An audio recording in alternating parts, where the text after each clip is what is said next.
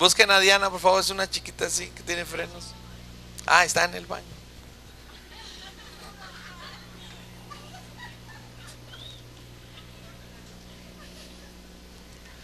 Oye, yo pensé que iba a ir por ella. Dije, no, tú no.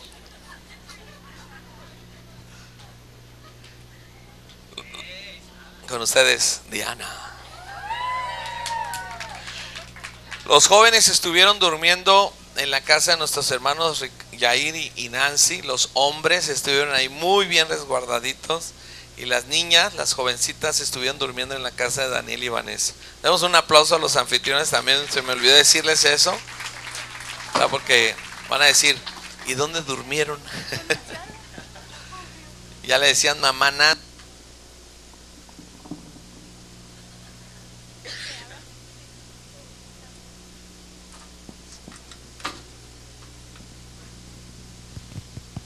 Sí, bueno.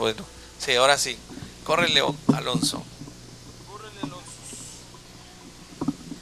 El chico dinámico. No sé si está la letra allí. Es que también, no, ese no. Es que también todavía no me la sé. Esa canción, hermano, salió del corazón de lo que ellos aprendieron. En la noche los jóvenes dijeron, hay que tocar, hay que tener un tiempo de adoración. Y digo, ¿por qué no componemos una canción? Y empezó las preguntas. ¿Qué le dirías a Dios si lo tuvieras enfrente? ¿Cómo le agradecerías a Él todo su amor y todo lo que Él es? ¿Qué le dirías? Y ya cada uno empezó a decir frases que están en esta canción, ¿verdad? Amén.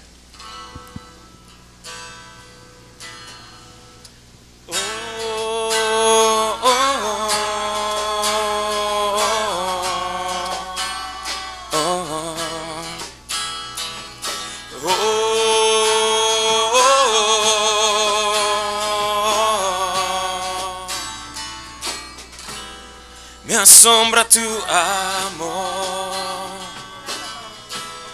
tu gracia y tu perdón. Contigo quiero estar por la eternidad. Mi rostro levantar y tu gloria contemplar.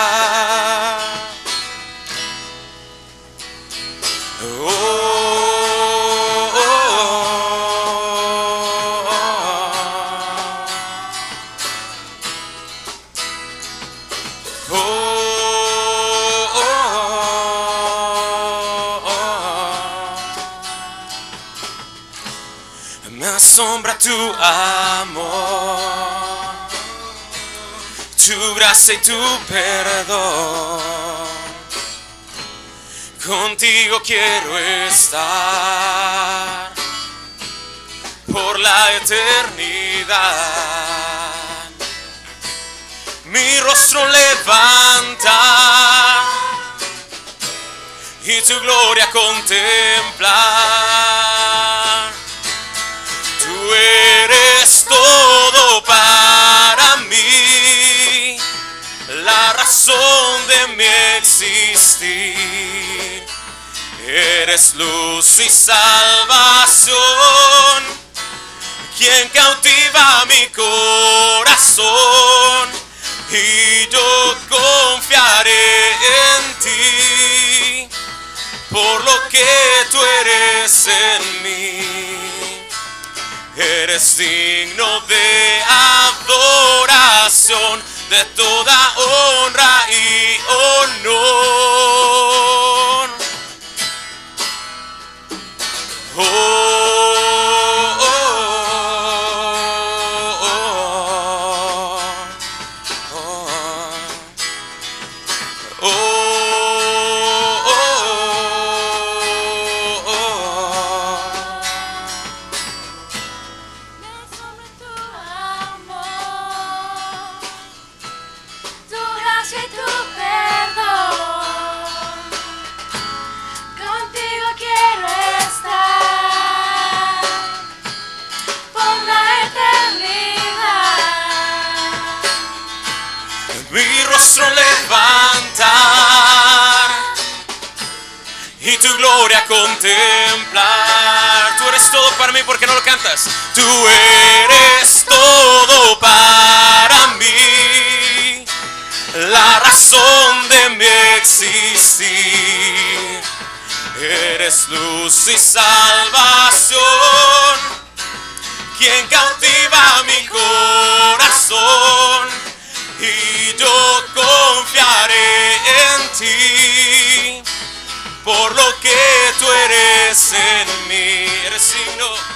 Eres digno de adoración, de toda honra y honor. Tú eres todo para mí, la razón de mi existir. Eres luz y salvación, quien cautiva mi corazón, y yo confiaré en ti, por lo que tú eres en mí. Eres digno de adoración, de toda honra y honor. Tú eres todo para mí, tú eres todo para mí. Con tus palmas, la razón de mi existir. Eres luz y salvación, quien cautiva mi corazón, y yo confiaré en ti, por lo que tú eres en mí. Eres digno de adoración, de toda honra y honor. Eres digno de adoración, de toda honra y honor. Oh, oh, oh,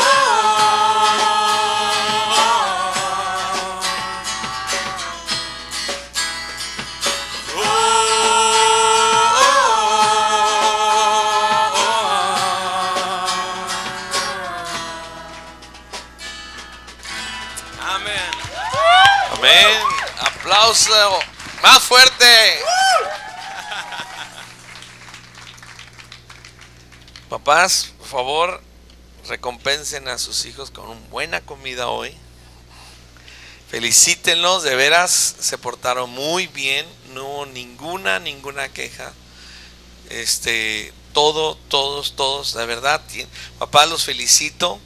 Nos mandaron excelentes jóvenes, ¿verdad? Esperamos que cada año podamos tener esta calidad de jóvenes y esta calidad de tiempo que pasamos. Pasamos muy buenos tiempos, de veras, con los jóvenes. Fue una muy hermosa experiencia. Si tú tienes un hijo en el tiempo de la preparatoria, prepáralo. En enero tenemos otro tiempo. A lo mejor tenemos cupo limitado porque se trabaja mejor con cierta cantidad de jóvenes.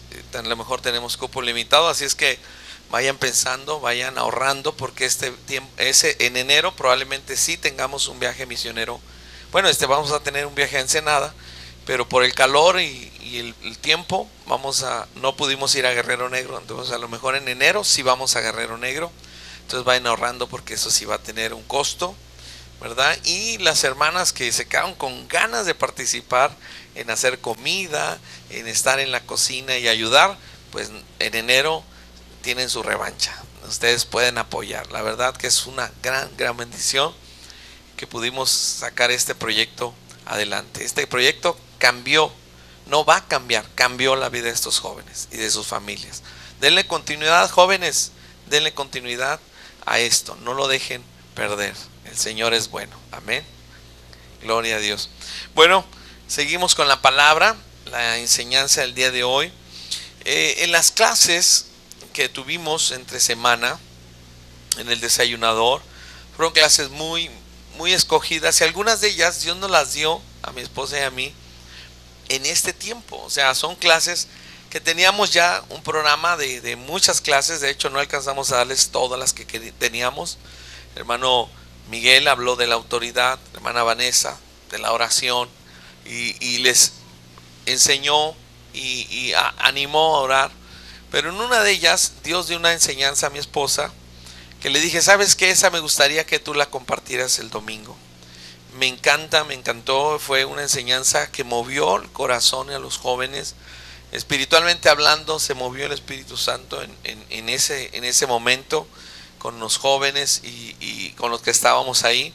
Por tal motivo yo le pedí a mi esposa, compártela el domingo, que la iglesia lo oiga. Y los jóvenes pues va a ser como una reafirmación, un recordar, ¿verdad? Lo que se habló. Pero para ustedes, hermanos, yo creo que va a sembrar visión, porque es lo que quisimos y estuvimos haciendo con los jóvenes, sembrando visión. Así es que le pedí a mi esposa que compartiera, y vamos a dar un aplauso al Señor por la vida de nuestra hermana Diana, mi esposa, que comparta hoy el mensaje, la enseñanza que recibimos allá, probablemente pues ya adaptado a la iglesia, ¿verdad? Pero al final de cuentas la esencia va a ser la misma. Vamos a orar, ¿qué les parece? Señor, te damos gracias por la bendición grande de tener esta semana, de haber tenido esta semana, que no es más que el inicio de algo poderoso. Pero también, Señor, te doy gracias porque pudimos compartir, sembrar en ellos visión. Señor, visión para vivir no solamente bien, sino para vivir para el reino. Señor, y esta enseñanza que se dio, que mi esposa compartió, hoy también la va a compartir aquí. Padre, muévete también. Manda tu Espíritu Santo al corazón de cada creyente. Usa a mi esposa. Usa, Señor, los pensamientos que le has dado para traer, Señor, un sentir celestial, un sentir de reino a nuestras vidas. Te doy gracias en el nombre de Jesús. Amén. Gracias, Señor. Wow, ya estaba bien relajada ya esa canción, qué bonita está, ¿verdad? Tiene un espíritu bien bonito, te relaja bien bonito, de veras me encantó lo que Dios hace. Y es que sabes que cuando tú fluyes en el Espíritu Santo, hay un fruto del Espíritu, está la paz de Dios, está el gozo, y bueno, hasta era fácil enseñar y fluir en el Espíritu porque el Espíritu Santo estaba allí. Entonces también está aquí, Dios ama a su iglesia, y bueno, trataré de dar en breve esta enseñanza. Bien, entonces si por favor nos pones la primera diapositiva, esta enseñanza le vamos a nombrar Todo empieza con algo pequeño. Vamos a abrir nuestras Biblias en Isaías, el capítulo 60, el verso 22 de Isaías. No lo pongas, ahí está. Dice, el pequeño vendrá a ser 1000, el menor un pueblo fuerte. Yo, Jehová, a su tiempo haré que esto sea cumplido pronto. Amén. Este versículo nos habla de el pequeño vendrá a ser 1000, o sea, no tengas en menos lo que es pequeño, lo que es poquito, porque Dios puede hacer grandes cosas a través de esto. Yo traté de explicarles a los jóvenes, de inyectarles, esta fue creo que la tercera clase de las que me tocó a mí dar.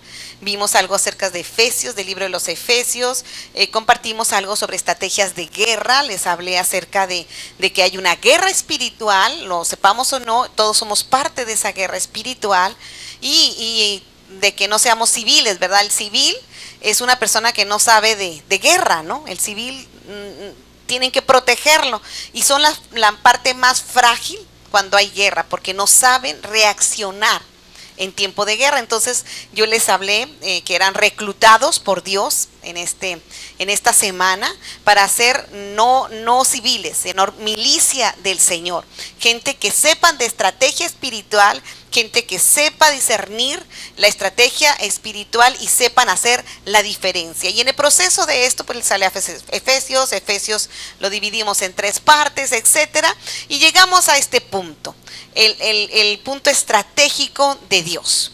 Todo empieza con algo pequeño.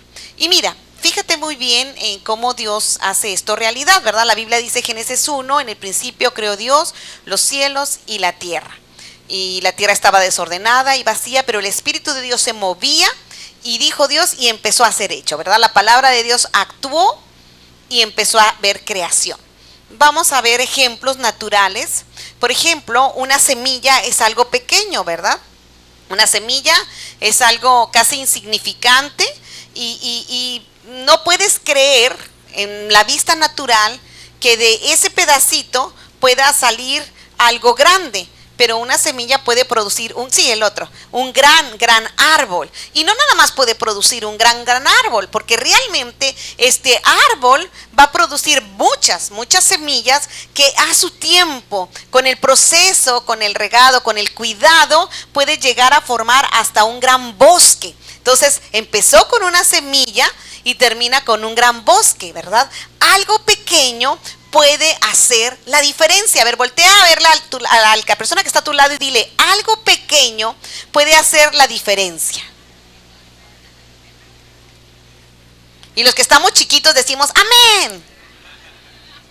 Bien, otro ejemplo de algo pequeño es una chispa. Ese es como un encendedor, ¿verdad? Que se frota y produce una chispa. Ustedes han visto en las estufas, ¿no? Que ahora vienen con la chispita esa que inyectada con el gas, pues prende el fuego, ¿no? Entonces empieza con una chispa, pero en el lugar apropiado, con los elementos apropiados, esa pequeña chispa produce fuego, ¿verdad? Ya no es solamente una chispa, ahora es un fuego que, bueno, si está combinado con gas en una estufa, pues para cocinar. La que sigue, por favor, mija. O si está en una hoguera, bueno, pues va a producir la otra dispositiva, mi amor. ¿Sí? ¿Tiene problemas en el movimiento? Bueno, va a producir un fuego y ya no es una chispa. Empezó con una chispa. Estuvimos en Ensenada, no sé si fue la vez pasada en verano y hacía mucho calor porque estaba pero realmente incendiándose buenas zonas. Creo que en San Diego también hubo un gran, porque ¿cómo empezó? Pues no sabemos, a lo mejor alguien dejó una fogata, no la apagó bien y ahí quedó esas cositas encendidas, y con el aire, con el lugar seco de alrededor puede producir fuego, ¿no? Ahí está una fogata, una chispa puede encender una fogata y puede provocar hasta un incendio, ¿verdad? No debemos de menospreciar las pequeñeces, porque en lo pequeño, en su tiempo, en el proceso, puede producir algo grande. El otro ejemplo que yo les puse fue la lluvia, ¿verdad? Podemos estar caminando y de repente ver caer unas poquitas lluvias, está lloviznando y decir, ay, qué rico está lloviznando, ¿no? Hay unas gotitas, pero luego puede venir la lluvia, ¿no? Y entonces tú dices, wow, ya está lloviendo. Y si el clima es oportuno, pues la lluvia se puede transformar en una gran tormenta, ¿no? Entonces, todo empieza con algo pequeño, ¿sí? Entonces, así es la ley natural. Todo empieza con algo pequeño. Tú mismo empezaste con algo pequeño, ¿verdad? Un pequeño embrión, pequeñito, en el vientre de tu madre, se fue formando, se fue gestando, y mira qué guapo salió este embrión, ¿verdad? Ahora, que eres tú. Y no nada más tú, sino todas las descendencias que hay a través de ti. ¿Cuánta descendencia puede haber a través de ti? Hay familias que a veces hacen reuniones familiares, ¿no? Nosotros nos hemos juntado y nada más mi papá, mi mamá, los hijos, los cuñados y los nietos, y ya somos como 70 y tantos, ¿verdad? Entonces, fíjate, de 2 personas ya 70 y tantos. Entonces, ¿cuántos más? Todavía faltan los bisnietos y los tataranietos. Entonces, de algo pequeño puede salir algo grande. Y así es como una ley divina. Entonces nosotros tenemos que aprender en estrategia espiritual que algo pequeño puede hacer algo grande, y en todos los aspectos. Por ejemplo, el pecado, también en lo malo, ¿verdad? El proceso del pecado. En el proceso del pecado hasta una persona y empieza con algo pequeño, un pequeño pensamiento. Un pequeño pensamiento es inyectado o bombardeado en nuestra mente y empezamos a pensar en esta cuestión que es pecado, ¿no? Entonces, un pequeño pensamiento, si no lo atendemos, si no lo rechazamos, entonces empieza a anidar en nuestra mente, a justificar acciones en nuestras mentes, a hacer una planeación. ¿Y qué crees? Empieza una acción. O sea, ese pequeño pensamiento, por no haberlo tratado, por no haber dicho, ay, tonterías, ay, yo nunca he hecho, yo nunca voy a hacer aquello, ¿no? Y no lo tratamos en la cruz, no vamos con el Señor. Y ese pensamiento sigue circulando en nuestra mente, que puede ser una ofensa, que puede ser un pensamiento de tentación, no sé, cualquier cosa está atacando nuestra mente, y si no lo atendemos, entonces, si lo menospreciamos, porque decimos, ay, no es nada, va a producir una acción. Y esto ya es el pecado culminado. Y no nada más esto, si no atendemos después de que producimos esa acción y nos arrepentimos de inmediato, va a producir un hábito pecaminoso.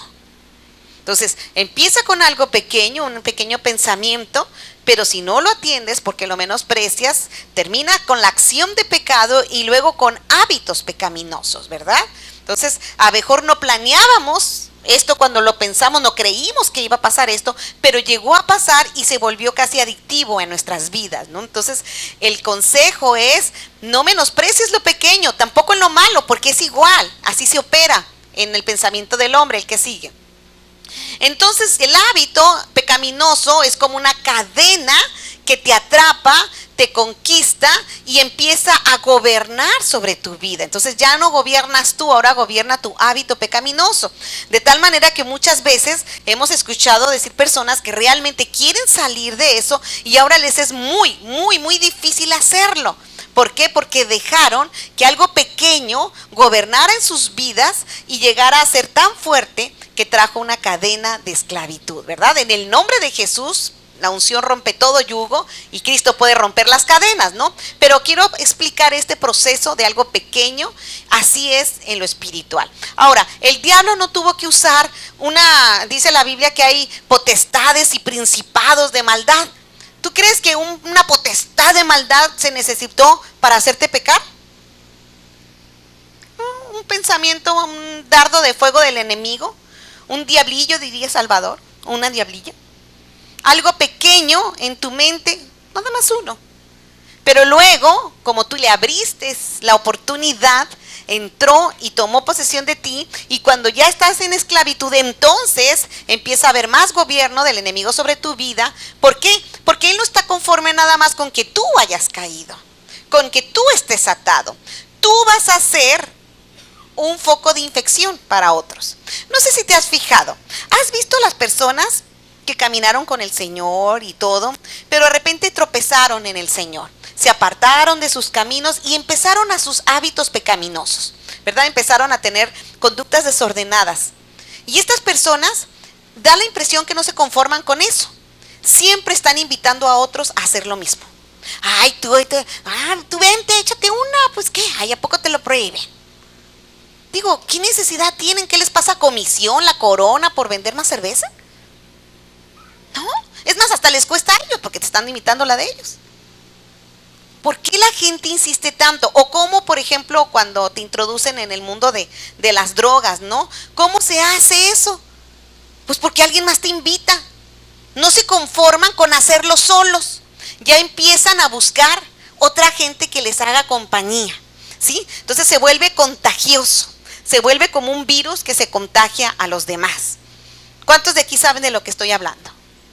¿Sí? Entonces ya no se trata de que una sola persona lo haga. Cuando alguien hace algo así, yo creo que en su sentido de justificarse, empiezan a tratar que otros hagan lo mismo. Y así es con cada cosa, un chisme, ¿no? Una inconformidad. Empieza con alguien diciendo algo pequeño, pero al rato no se conforman con pensar eso. Quieren comunicárselo a los demás. Y empieza a fomentar ya un chisme, ¿no? Entonces, busca más personas para contagiar. Y empieza a hacerse algo más grande. Cuando esto se acepta, cuando encuentran, mi esposo dejó una frase una vez, que los espíritus se atraen, ¿no? ¿Por qué precisamente las personas que batallan con ciertos hábitos pecaminosos encuentran personas como ellos? ¿Cuántos de aquí? Bueno, no me digan. Pero a mí nunca me han ofrecido droga. Nunca. Pero no es un área de debilidad en mi vida. El diablo lo sabe, entonces no me va a tentar. No quiero decir que no he pecado, hay otros pecados, hermanos. No estoy arrojando la piedra porque no he pecado, no. Solamente les estoy explicando. Y yo me sorprendo de personas que fueron redimidos por el Señor, salieron de ese vicio y ¿qué creen? Cuando menos se acuerdan, ya están con personas con problemas con drogadicción. Yo no sé, ¿tienen detector de tienditas? ¿Cómo saben? Yo ni conozco ni una, nunca he visto. ¿Cómo saben? ¿Por qué? Porque el diablo entonces ya está haciendo estrategia de guerra. Sabe que hay una debilidad, que no está siendo atendido y todo, y está mandando a las personas adecuadas para que traten contigo, ¿verdad? Para hacerte tropezar.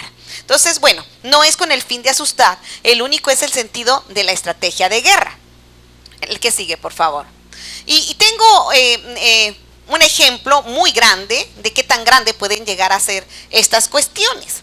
Te quiero platicar de cómo se fundó la que hoy conocemos como la ciudad de Las Vegas, Nevada. Y no quiero dar una mala publicidad de la ciudad, porque de hecho la ciudad de Las Vegas ha trabajado mucho ahora por cambiar esa imagen, ¿no? Ha tratado de cambiar ese espíritu que gobierna. Pero la ciudad de Las Vegas, Nevada, las que no le conocen, están en un lugar desértico.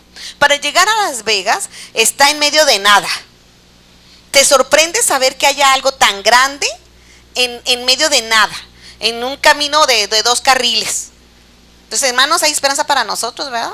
Pero nosotros para bien.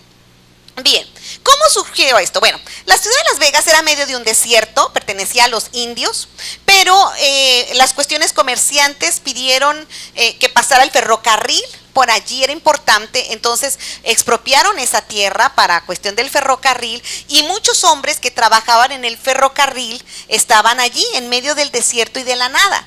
Pero allí era un desierto, no había nada de actividad que hacer. Entonces los del ferrocarril pidieron un permiso especial al gobierno que les autorizara que ellos pudieran jugar juegos de azar, pero en sus mesas, o sea, ahí nomás en sus ni restaurantes, se podría decir, en sus comidas, así era un desierto, no había comercio, no había nada. Entonces dijeron, estos hombres se nos van a morir aquí, no van a aguantar, se nos van a ir, entonces no nos conviene, el ferrocarril va a traer mucha prosperidad. Entonces convencieron y les dieron el permiso para que pudieran hacer juegos de azar, que estaba prohibido, para que pudieran tomar alcohol libre cuando estaba prohibido en esa zona, porque había muchos hombres, y para que pudieran permitir la prostitución también, porque eran puros hombres solos. Entonces así empezó a fundarse la ciudad de Las Vegas. Era un changarrito para puros hombres que trabajaban en el ferrocarril. Pero aparentemente pues eso era nada, ¿no? ¿Quién sabía eso? Nada, ni siquiera es algo importante en la historia. Entonces, ¿cómo de eso pudo surgir algo tan grande? Ah, bueno, el que sigue. Un hombre, Bugsy Siegel, un hombre que era mafioso. Yo tenía otra foto que se veía bien mafioso el muchacho el señor es un mafioso. Llegó por casualidad a ese lugar y se dio cuenta de que ellos tenían un permiso federal para juegos. Entonces él dijo, ahora, él era un mafioso. ¿Cuántos espíritus creen que estaban en él? Ahora, ¿cuáles eran? Muy sencillo, un mafioso, pues la codicia, la prostitución, la depravación, la avaricia, el desenfreno, ¿verdad? No había droga, pero había mucho alcohol. Entonces, todo lo que él era en pequeño, ¿verdad? El diablo empezó a darle habilidad, o sea, ya mandar un poquito más de artillería pesada, ideas geniales a Bugsy Siegel, y él dijo, pues si está el permiso, ¿por qué no hacemos aquí como casinos en grande? Nadie se le ocurrió, fue algo así como insólito. Todo el mundo, ¿cómo crees que en medio del desierto? Para entonces, las refrigeraciones se acababan de descubrir. Entonces él dijo, se refrigera el lugar y ya. Dijo, claro que nadie quiere venir a esto, aquí a lo cochino, todo feo y todo. No. Tiene la misma temperatura que Mexicali, o sea, es súper caliente, es desierto, no hay nada. Entonces, él tuvo un sueño, una visión, un lugar donde la ciudad del pecado, así fue el primer nombre como el que se conoció Las Vegas, así con eso te digo todo. ¿Quién la fundó? Pues un mafioso, o sea, ¿cómo no hace la ciudad del pecado, no? Empezó con la mente de este hombre, sí fue visionario, sin lugar a dudas, pero para mal. Entonces él soñó con un lugar de pecado donde pudiera ir la gente libremente a pecar, en otras palabras, tomar, depravación, vicio, avaricias, apuestas, hubieran al por mayor. Se necesitó mucho para eso, y él, aunque era un mafioso, no tenía los recursos suficientes y las influencias suficientes para poderlo lograr. Pero empezó soñándolo, creándolo en su mente, y luego, ¿qué crees? Fue con más personas. Este es un grupo de mafiosos que está con él, son mafiosos muy, muy famosos. Uno de ellos era el mejor amigo de Al Capone. Ellos sí tenían recursos económicos e influencias. Frank Sinatra, etcétera, eran sus amigos, eran gente de influencia. Y él les habló de su visión, de su sueño a estas personas. Y ellos soñaron con él. Y les dieron los recursos. Empezaron a invertir en medio de la nada, algo que se veía como locura. Y así surgió lo que es la ciudad del pecado: apuestas, prostitución, depravación, degenere, avaricia, al por mayor. La ciudad del pecado había sido fundada. Gracias a Dios, ¿verdad? Que hoy no se conoce como la ciudad del pecado, sino la ciudad de las luces. Qué bueno, ¿no? Gloria a Dios, conocemos iglesias en Las Vegas que están trabajando, oponiéndose a los espíritus que en ella hay, que son tan obvios. Pero algo pequeño, un pensamiento, un sueño en la mente de un hombre, contagiado con otros, empezó a formarse y dio como resultado una gran ciudad. Una gran ciudad que al principio pues fue la ciudad del pecado, Las Vegas. Y no quiero ponerte en mal y tú decir, wow, pues está mejor, qué miedo el pecado, qué miedo el esto. No, es solamente un proceso, porque también en el Señor este proceso funciona. Vamos a ver ejemplos de este proceso. Si estamos diciendo que un hombre depravado, un mafioso, un perverso, tuvo un sueño, contagió a otros con su sueño, trabajó por este sueño y pudo fundar una ciudad, ¿qué puede hacer un creyente de Jesucristo que tenga un sueño?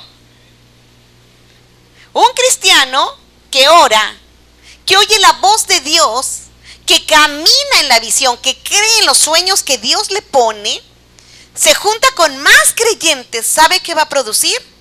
Una transformación. Jesús dijo, ustedes son la sal de la tierra, ustedes son la luz del mundo.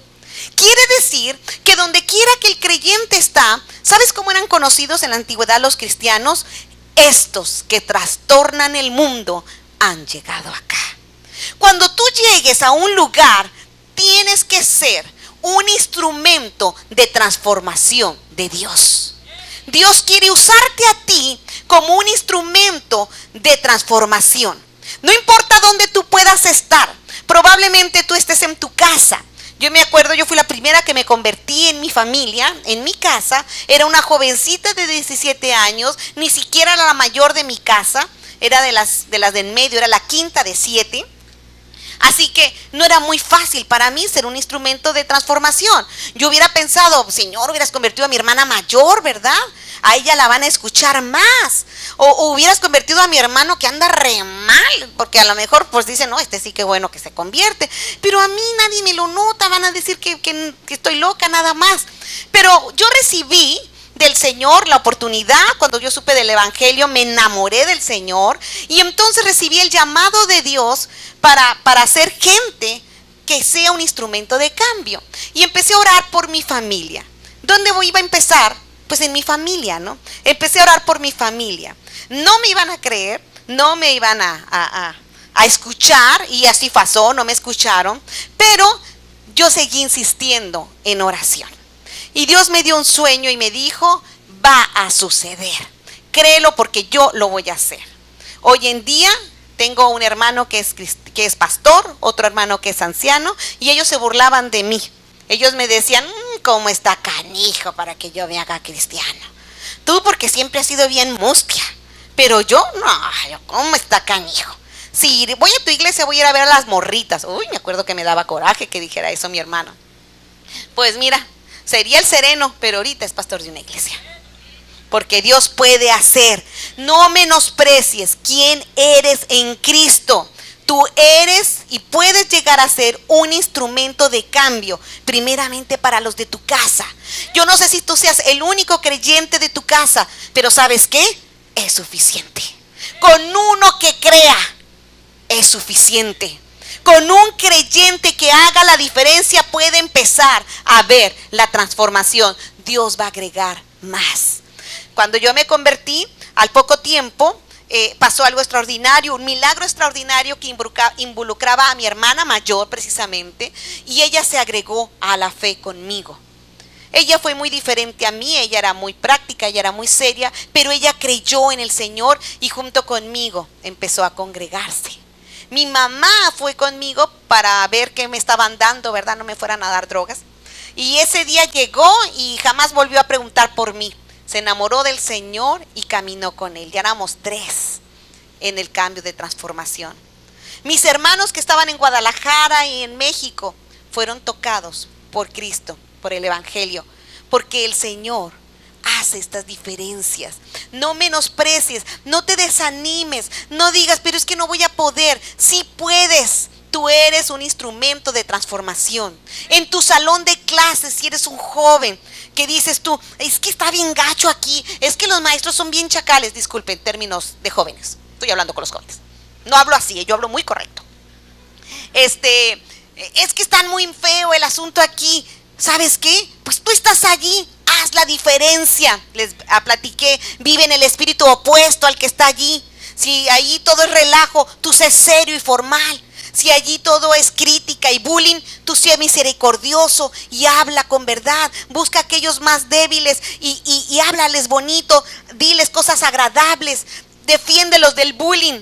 Haz la diferencia, está en ti, porque tú eres la luz del mundo, porque tú eres la sal de la tierra.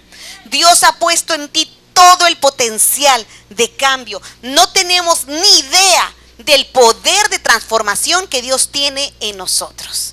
¿Sí? Vamos a seguir. Te voy a poner un ejemplo. Te voy a platicar una historia. Estoy en Guatemala, la ciudad de Guatemala, el país de Guatemala. 1953. T.L. Osborne, un gran evangelista, visita Guatemala. Milagros y maravillas son hechas a través de este hermano. Todavía vive, nos tocó conocerlo a mi esposo y a mí.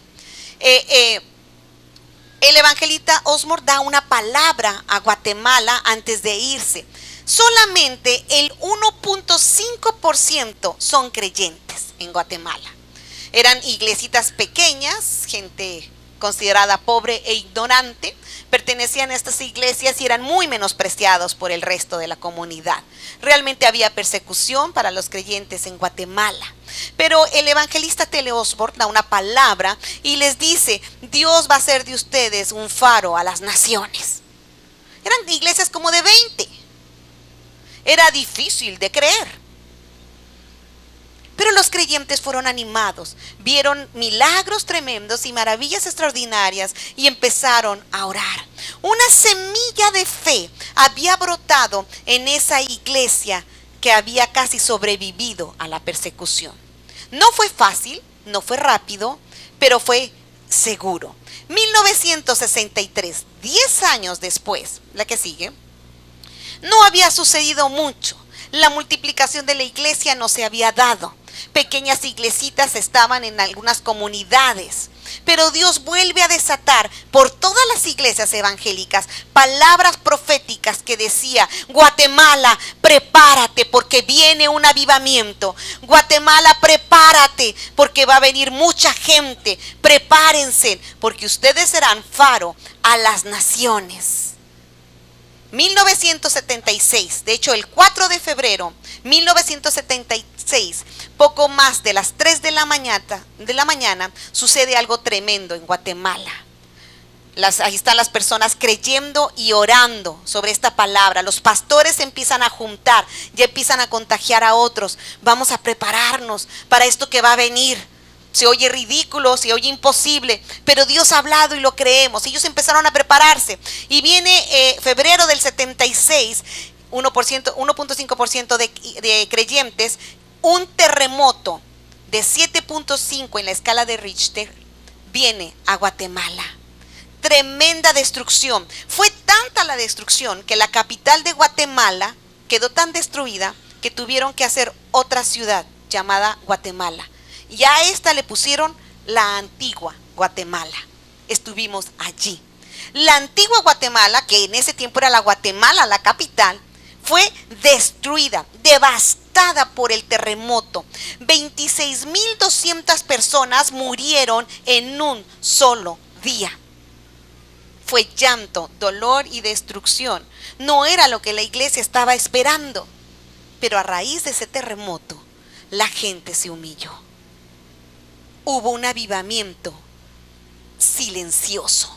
no hubo campañas, no hubo propaganda, no había nada de esto. Simple y sencillamente el Espíritu de Dios empezó a mover en las personas de Guatemala y empezaron a venir en masas. Las iglesitas no podían caber y multitudes fueron alcanzadas. Esta es hoy una iglesia en Guatemala. Ya me vi. ¿Quién dice? Ya me vi. Amén, amén. Los de multimedia dicen, ya vi esa pantalla. Nunca menosprecies las pequeñeces. Hoy Guatemala tiene 60% de creyentes en Guatemala. 60% del 1.5, la palabra profética surgió, hubo semillas de fe, personas que le creyeron a Dios, que estuvieron firmes, preparándole, creyéndose, y cuando Dios movió, estuvieron listos sus redes para atrapar la gran pesca de Guatemala. Sí es cierto que el diablo también opera así, pero también lo puede hacer Dios a través de su iglesia. Para que veas que la historia se repite muchas y muchas veces. Rumania, 1983. 60,000 personas son asesinadas por el gobierno de, ¿cómo dijimos que se llamaba? Ceausescu. Es que está muy difícil. Si alguien lo puede pronunciar mejor que yo, pues después me corrige. Bueno, era un dictador en Rumania. Rumania estaba en pobreza extrema.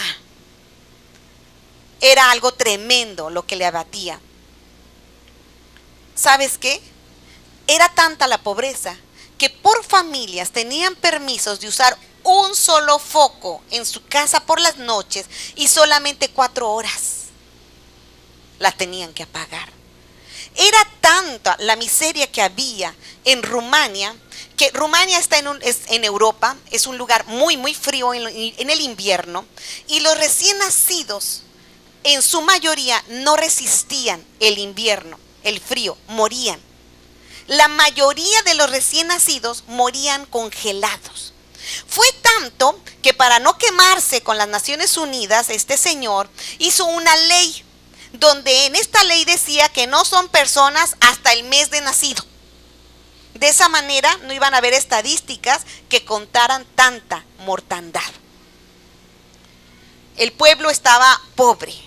Había una iglesia, la iglesia en Timișoara, es un pueblo en Rumania, no sé si lo estoy pronunciando bien.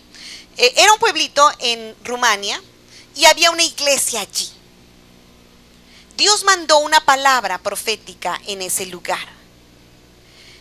Vayan contra el espíritu de miedo y de terror, porque yo estaré con ustedes. Y la gente se quedó, ¿cómo le vamos a hacer? O sea, ¿cómo podremos ir contra ese espíritu? Realmente tenían miedo y terror. Había muerte, no te podías levantar. El ejército era cruel, la policía era cruel. Así que se llenaron de valor y fueron a caminar por las calles, a veces hasta noche para que no los vieran. No harían oraciones muy ruidosas, no trataron de llamar mucho la atención, pero poco a poco decían, en el nombre de Jesús, que este lugar sea lleno del Espíritu de Dios, en el nombre de Jesús, que caiga el espíritu de temor y de terror. Y así poquito a poquito, porque si los oían los agarraban, ¿verdad? Entonces, pero fueron valientes porque salieron, porque lo hicieron, porque obedecieron. 1989, 2 pastores son asesinados. Tú dices, no, pues va como de peor en peor. ¿Qué está pasando? Sin embargo, viene una palabra profética y dice, el diablo está enojado, la victoria es inminente contra el enemigo, está derrotado. La iglesia dice, amén, yo lo creo, yo lo creo. No se ve, pero lo creyeron. La palabra profética habló y la iglesia creyó a Dios de los milagros. En el 23 de octubre de 1989 hubo otra palabra que dijo, viene fuego que cae del cielo para Rumania. Rumania va a tener una visitación y va a ser libre del espíritu de opresión. En diciembre 5 del 89 es arrestado el pastor en el pueblo de Timișoara, donde inició este movimiento. Y yo quiero leerte, esto lo leí en un libro, y quiero leerte un poquito acerca de esta historia. La chispa comenzó en Timisoara, exactamente como Dios lo había dicho. Comenzó con el arresto domiciliario en el 15 de diciembre del 89 de un pastor reformado de nombre Laszlo Toskes. Lo que seguía generalmente a tal arresto era la desaparición del ministro, pero esta vez fue diferente. La palabra del arresto de Toske se difundió y en vez de la usual reacción acobardada, los creyentes corrieron a la casa del pastor y formaron una cadena humana a la entrada. La policía los amenazó, pero ellos comenzaron a cantar el estribillo de la revolución que decía: sin miedo, libertad. El número creció. Algunos fueron llevados y torturados, pero no se desesperaron ni desertaron. Aún vinieron más y miles fueron añadidos. A los creyentes, al ver el valor que había en ellos, a unos mismos incrédulos se les añadían, llenos de seguridad que ellos podían infundir. Nadie parecía tener temor. La gente se acercaba a los soldados y, descubriéndose el pecho, enfrentaban sus fusiles y decían: estamos ganando, abajo con Ceausescu. Las publicaciones de las noticias decían: cientos y quizás miles de hombres, de mujeres y de niños desarmados fueron aún matados en diciembre del 89.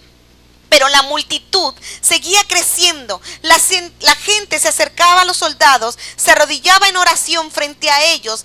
La llama se había encendido. El ejército fue tan impactado al ver tantas multitudes sin miedo que ellos tuvieron un cambio de actitud y decidieron cambiar de bando. El ejército que los atacó se volvió su aliado y se volvió contra el régimen de Ceausescu de terror, que terminó en la Navidad del 89. Los periódicos de la nación reportaron, esto fue lo que decían: la banda de miedo y de terror ha sido derrotada. Miedo y terror, las mismas potestades de espíritus contra los cuales Dios había llevado a orar a un pequeño grupo 2 años antes. La historia nos dice: no menosprecies las pequeñeces. Cosas grandes pueden suceder a través de la vida. Esto mismo sucedió en Nepal. Había 29 creyentes en Nepal en 1959. En 1989, 30 años después, se registraron 100,000 creyentes. Corea del Sur, 1958, pobreza extrema e ignorancia, pero Dios no dio una palabra al hermano doctor David Cho, entre muchos, y le dijo: prepárate porque yo envío una multiplicación. Viene multiplicación. La iglesia de Corea será la iglesia más grande del mundo. Él y mucha gente empezó a orar, empezó a creer, empezó a tener un cambio de actitud, empezó a operar contra los espíritus que estaban operando en esa ciudad. ¿Y qué crees? Pasó el milagro. Hoy Corea es una próspera ciudad, un país próspero, Corea del Sur. National Geographic inclusive hizo un reportaje de Corea cuando fueron las Olimpiadas, mencionando en la increíble transformación que el pueblo de Corea había realizado, y todo comenzó por la iglesia. Efectivamente, la iglesia de Corea es la iglesia más grande del mundo. No sé si tenía 1 millón y fracción de población una iglesia, la doctor Cho. Tenían todos los días, a todas horas, hay reuniones, las 24 horas del día. Ve las naciones prósperas y empezaron con hombres y mujeres creyentes. George Washington tuvo un sueño. Él imaginó una nación próspera, de igualdad. Él lo creyó. Él vivió y murió para verla formada. Lincoln creyó en un pueblo de libertad. Creyó en la libertad de los esclavitud. Lo creyó, luchó y murió por ello. Y hoy son libres los negros. Martin Luther King dio su famoso discurso: yo tengo un sueño. Su sueño era que pudieran convivir en igualdad la gente de color con los blancos en los Estados Unidos y sabemos que hoy tienen un presidente de color. No menosprecies las pequeñeces. Gente fabulosa, gente extraordinaria a través de la historia han tenido visiones y sueños así. Gandhi, Mandela, entre muchos otros, han soñado cosas grandes y han hecho, no solos, la diferencia, pero fueron una semilla que se sembró, que estuvo dispuesta a morir y trajo vida a multitudes. Tuvieron un sueño, lo imaginaron, se vieron en él, hicieron lo que tenían que hacer para construirlo y lo lograron. ¿Sabes? Dios habla así hoy. Dios habla así hoy. Dios está buscando gente que le crea a Él. Gente que aprenda a orar las oraciones de Dios, las cosas que Dios te ha hablado. Gente que imaginen una nación, que imaginen su ciudad transformada, que imaginen su pueblo transformada, que imaginen su matrimonio transformado, que imaginen a sus hijos transformados. Gente que se anime a imaginar que Dios tiene poder, porque Él quiere desatar su poder. Gente que viva por esto y esté dispuesto a morir por ello. Dios tiene grandes visiones, grandes proyectos. Tenemos un Dios grande, pero Dios está buscando gente que le crea. Creyentes que le crean, ¿verdad? El que sigue. Si recordamos en la Biblia, todos los hombres de Dios empezaron así. Alguien escuchó la voz de Dios y le creyó. Abraham no tenía hijos, Abraham era viejo, Abraham no tenía recursos para decir yo puedo tener un hijo. Mi esposa es vieja, yo soy viejo y va a heredarme un siervo en mi casa. Pero Dios le habló y le dijo, vas a tener un hijo. Y no lo vas a tener con tu esclava, porque al principio quiso buscar el lado fácil. Lo vas a tener con tu esposa, porque Dios bendice el matrimonio. Y Dios le dio un hijo a través de Sara. El que sigue, por favor. Le dio un hijo, luego le dio descendencia, luego de esa descendencia vino una gran nación y luego la palabra decía, y serán benditas a través de ti todas las familias de la tierra. Gracias a esto, hoy tú y yo conocemos el evangelio, porque de Abraham venía genéticamente Jesús. Fíjate qué impacto. Qué impacto. Tú tienes impacto para bendecir tu casa, tus hijos y tus familias para bien o para mal. Depende qué estés dispuesto a hacer. Dios quiere bendecir a través de ti a tu familia. El que sigue. Yo hice unos monitos, a lo mejor nomás se ve el círculo, pero es unos monitos así con letritas. Una persona que le crea a Dios, que está orando, que escucha su palabra, va a ir más otras personas que le van a creer, que van a ser contagiados con él, que van a hacer una lucha igual a transformación. Transformación. Tú puedes ser instrumento de Dios para transformación. Dile al que está a un lado de ti, dale un codazo para que se despierte y dile, tú vas a ser un instrumento de Dios para la transformación. Amén, amén. Todo empezó con algo pequeño. El pequeño vendrá a ser 1000, el menor un pueblo fuerte. Yo Jehová, a su tiempo, haré que esto sea cumplido pronto. No te desanimes, créele a Dios, ora, escucha la palabra profética y trabaja. Está dispuesto a hacer lo que tengas que hacer, pero tú puedes hacer la diferencia. Amén. Gloria a Dios.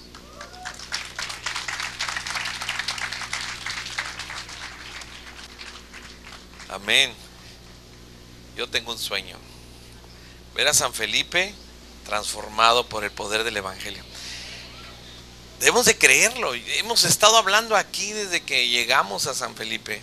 Dios nos dio una palabra profética. San Felipe, ¿qué? ¿Alguno por allá? ¿Será municipio?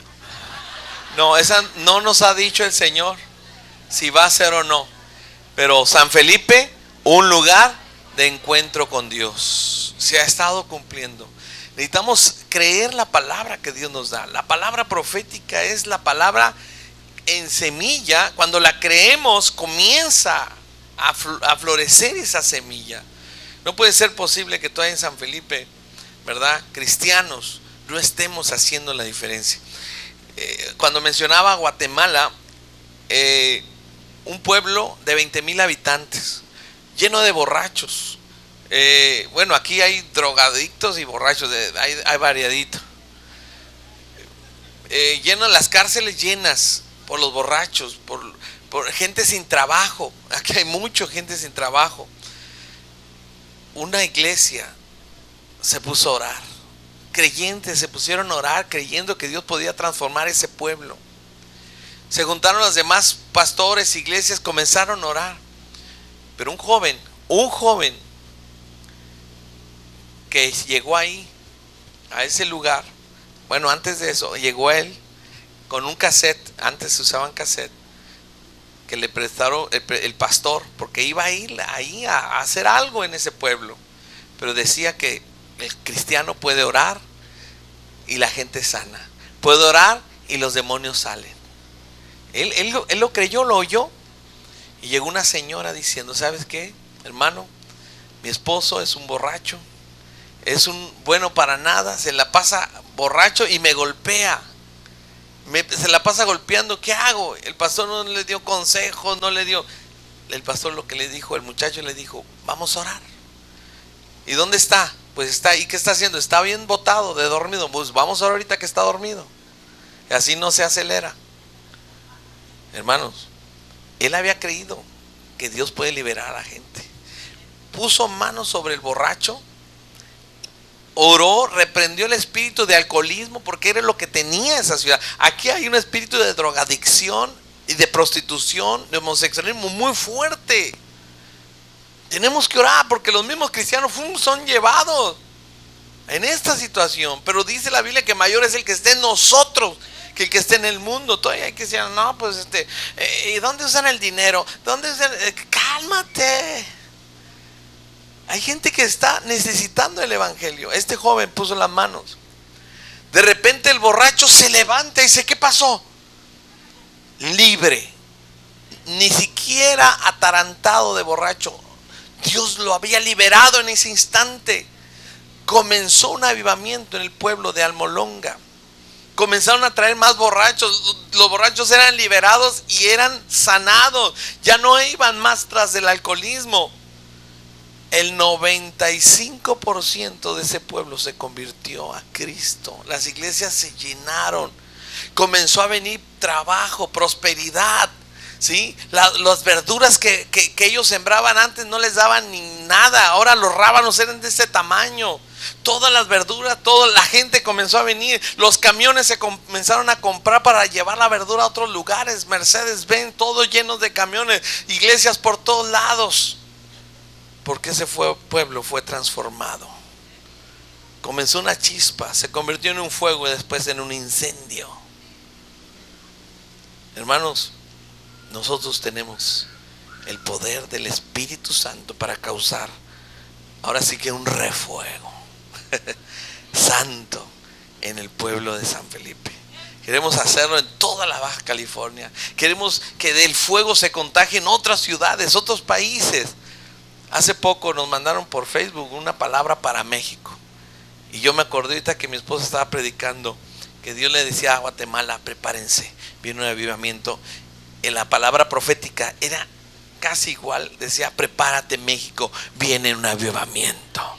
Viene un avivamiento, prepárate. Dios va a prosperar a este pueblo, hermano. Dios va a prosperar a este pueblo. Amén. Y Dios quiere que tú seas un instrumento. Yo le voy a pedir a los jóvenes nuevamente, los internos, que pasen. Vamos a orar por ellos. Esta es una semilla poderosa. Es una semilla que Dios va a levantar. Y como es el inicio de algo poderoso, hermano, estamos creyendo que ellos van a impactar naciones. Amén. Ellos van a impactar sus hogares. No van a regresar a sus casas a ser hijos de papi, de mami otra vez. Van a llegar a ser la diferencia. Amén. Yo lo creo. Y vamos a orar por ellos. Ahorita sentí que necesitamos orar como iglesia, apoyarlo y orar por las siguientes generaciones que serán preparados para este reto que Dios está lanzando. Amén. Y no nomás para los jóvenes. Hay gente que se va en el viaje y dice: ay, qué bueno que los jóvenes van a evangelizar. Ay, qué bueno. Hermano, están aquellos porque ellos quieren ser entrenados. Pero también tú puedes ser entrenado. No, yo tengo 80 años. Hermano, Abraham tenía 90 y fundó toda una nación. No hay pretexto, ¿sí? Abraham, Dios lo usó a los 100 años. Así es que no hay pretexto. Si no eres demasiado joven, no eres demasiado viejo. Dile a la persona que está enseguida, depende de quién es, no eres demasiado viejo. No eres demasiado vieja.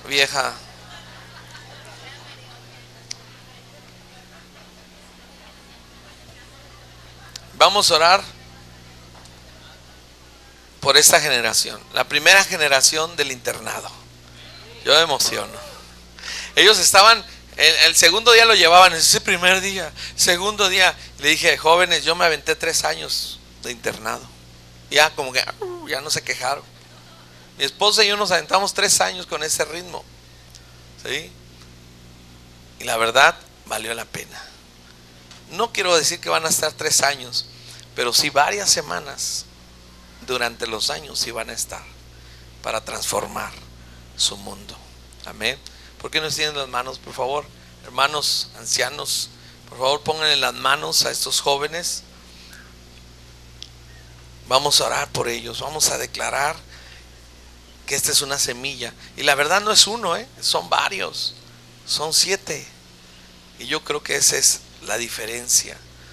Lo pequeño se va a volver grande en el reino de los cielos. Señor, te damos gracias por esos jóvenes que tomaron el reto. Señor, obedecieron al llamado y dijeron sí a este programa. Señor, gracias porque lo pasamos sin ningún incidente, sin ningún contratiempo, sin ninguna queja. Y sobre todo, Señor, que tú estuviste ministrando sus vidas. Y creemos que lo que se acaba de compartir, la palabra que se predicó hoy, es para ellos, para nosotros. No somos demasiado viejos, no somos demasiado jóvenes. Señor, es para todos. Pero esos jóvenes en su tiempo, en su capacidad de juventud, pudieron entregar esta semana. Señor, hoy los bendecimos y declaramos que son semillas, Señor, algunos semillones grandotes, pero Señor, son semillas que van a producir fruto, que van a impactar su mundo, que van a impactar su familia, que ya son diferentes, ya no son los mismos de hace una semana. Señor, que ellos van a comenzar, Señor, en la visión que tú les has dado. Gracias. Y te pedimos por los jóvenes que vendrán, las siguientes generaciones de internos, Señor, las generaciones de externos. Señor, esta misma iglesia, Señor, que creemos que podemos hacer la diferencia, no solamente en San Felipe, sino en toda la Baja California, en todo México. Prepáralo, Señor, para la gran cosecha, el gran avivamiento que vendrá, Señor. Te damos gracias por estos jóvenes. Los bendecimos. Declaramos tu gloria en ellos. Bendícelos, reposa tu Espíritu Santo en sus vidas, en sus corazones, en el nombre de Jesús. Te damos gracias. Amén, amén, amén. Gracias al Señor. Gracias, jóvenes. A rato se toman la foto ahí con sus certificados, sus constancias. Me encantó la palabra que hoy se compartió, hermano. No sé tú, pero a mí me da visión. ¿Qué es lo que quisimos darle a los jóvenes? Visión. ¿Puede pasar el grupo de alabanza? Sí. Jóvenes. Estamos orando para ver qué hacemos para los jóvenes de más edad. Jóvenes adultos. Un fin de semana lleno del poder del Espíritu Santo. Prepárense, jóvenes adultos, prepárense. Dice, ay, vamos saliendo, vamos a la verdad, hermanos, qué semana, qué semana tan espectacular pasamos. No tienen idea todo lo que esto involucró a la gente y todo. La verdad que qué semana, qué hermoso poder. Ya se me bajó uno. No, que toque Yair, sí, toque Yair. Sí, porque Emiliano está dando clases. Déjenlo, no daba clases, déjenlo. No, el Emiliano es multiusos. De unas clases de carpintería y luego les cocinó unos fish tacos, ¿verdad? Y no, multiusos. Pero déjenlo ahorita dando clases. Que sepan lo que es buena. Hermanos, yo quiero que cierres tus ojos y medites en la palabra. Medites en lo que está pasando en tu iglesia. No digas, ay, los jóvenes de la iglesia, ay, el pastor. Piensa, Dios, ¿cuál es mi parte en esto? ¿Cuál es mi parte en todo esto? El Espíritu Santo habló en este momento a la iglesia de San Felipe y a todos los que van a escuchar este mensaje. Queremos que este mensaje, Ricardo, lo pongas en internet para que los hermanos que no están aquí, están de vacaciones, lo escuchen y que sepan lo que Dios está hablando hoy a la iglesia. En Apocalipsis, hermano, así como estás, cierra tus ojos. En Apocalipsis, en los primeros capítulos encontramos 7 mensajes a 7 diferentes iglesias. Y en cada uno decía, el que tiene oídos, oiga lo que el Espíritu dice a las iglesias. Fíjate qué tan importante es escuchar lo que el Espíritu Santo está hablando a la iglesia. Lo que Dios quiere hacer en el mundo lo va a hacer, primeramente lo va a traer a la iglesia. Lo que está evitando en el mundo lo va a evitar primero en la iglesia. Lo que va a promover en el mundo lo va a promover en la iglesia. Nosotros somos el instrumento de Dios en este mundo que tanto necesita la intervención divina. Pero piensa, oye, es que yo soy demasiado nueva, yo soy demasiado nuevo, yo acabo de venir, yo quiero que Dios me sane, me limpie. Sí, hermano, pero lo va a hacer con un propósito, que tú puedas brillar su gloria y seas un impacto a tu familia primeramente, a esta comunidad, que puedas transmitir el amor que va a rebosar en ti a aquellos que les falta ese amor. Yo quiero decirte, Dios está llenando hoy, ahorita, a gente con su amor. Te está diciendo, te lleno hoy de mi amor, de mi capacidad para amar a otros. Te estoy llenando hoy de mi presencia para que llegues y alcances a otros. Mi Espíritu Santo te está tocando hoy, porque yo quiero hacer de ti un instrumento poderoso. Hoy Dios hace el llamado también, no solamente a estos jóvenes, también a ti, joven que estás sentado, también a ti, ama de casa, también a ti, hombre trabajador, también a ti que estás y se sientes ya viejo, también a ti que tú ya eres un profesionista, una profesionista, porque Dios llama a todos a cumplir la gran comisión. Quiere sembrar en nosotros una semilla de fe para creer que México todavía no ha experimentado verdaderamente un gran avivamiento, como lo vamos a ver. Las iglesias se van a multiplicar, los estadios se van a llenar, no para un concierto, para adorar y orar e interceder. Escúchame bien. No van a ser los conciertos los que llenen los estadios. No van a ser los músicos ahora por los que se reúna la gente a brincar y a danzar. Va a ser la presencia del Señor en arrepentimiento y clamor. Y el mundo va a escuchar un clamor de un pueblo llorando y clamando: Hosana en las alturas. Escúchame bien. México apenas está en el umbral de un avivamiento. Dios te llama a ti. Dios te llama a ti a ser parte de este avivamiento, a ser parte. Guatemala, Corea del Sur, los países que se mencionaron aquí, no fue casualidad, fue por alguien que le creyó a Dios. Alguien que le dijo a Dios: Señor, yo creo, yo creo, yo creo, yo creo. Creemos en ese avivamiento, Señor. Creemos en ese avivamiento que tú vas a traer, que tú vas a traer a este lugar, Señor. Yo creo, Señor, y yo seré parte de él. Yo seré parte de él, Señor. Yo seré parte de él, su Señor. Yo seré parte de él, Señor.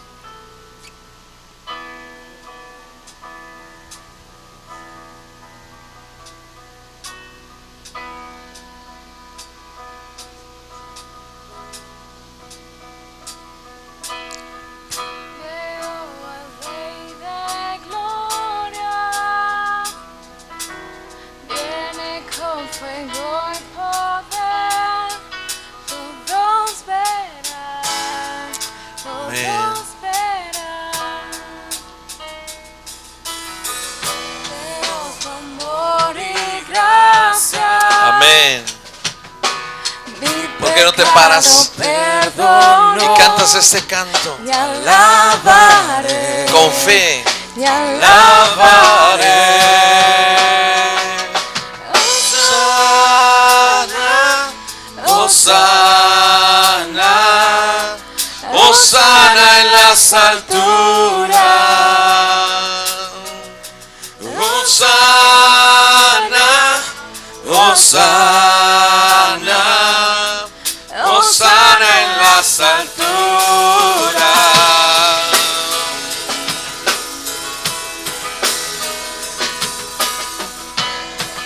Sí, veo cómo se levanta una nueva generación. Veo Cómo se levanta. Amén. Le estamos viendo, Señor. una gran Generación con compasión, con compasión. Con avivamiento a postrarme y adorar. Me postraré, me postraré. Hosana, Hosana, Hosana en las alturas. Clama al Señor.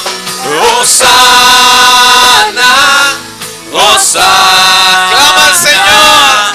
Ayuda de lo alto, Señor. Hosana, Hosana, Hosana en las alturas.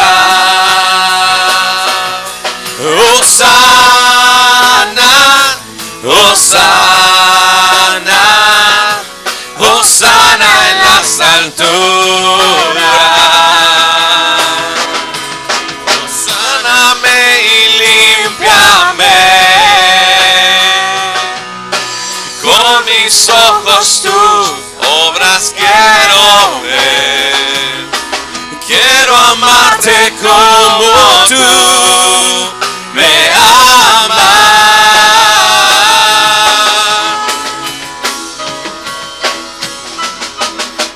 Dame tu corazón,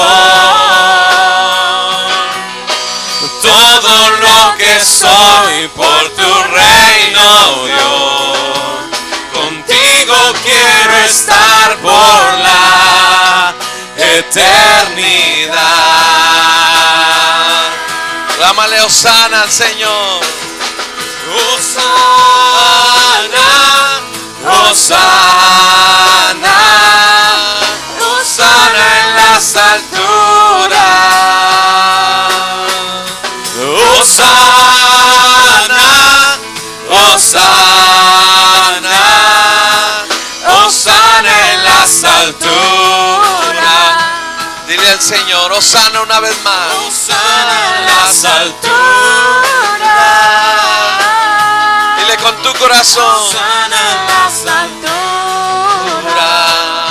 Hosana, Hosana en las alturas. Hosana. las alturas. Hosana, Hosana, Hosana en las alturas. Despacito, dile al Señor con tu corazón. Hosana, Hosana, Hosana en las alturas. Deja que el Espíritu de Dios clame a través de ti. Hosana, Hosana, Hosana en las alturas. Deja que el Espíritu de Dios use tu voz. Hosana, Hosana, Hosana. Una vez más, cántale al Señor. Hosana, Hosana, Hosana en las alturas. Hosana, Hosana, Hosana en las alturas. Hosana en las alturas. Hosana en las alturas.